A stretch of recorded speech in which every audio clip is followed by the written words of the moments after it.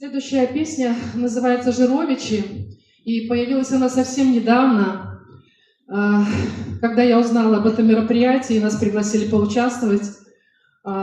Песня появилась очень легко, воодушевленно, и хотелось бы, чтобы у нее была долгая счастливая судьба, чтобы ее пели дети, взрослые, хоры, чтобы она звучала в Жировичах, в Слониме и вообще в Беларуси, и дальше в России, где есть много почитателей святой Жировичской иконы Божьей Матери, и все знают это место и тянутся туда.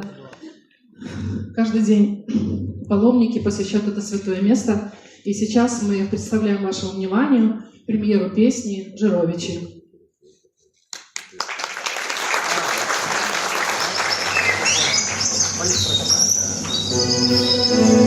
Упоминать гроб.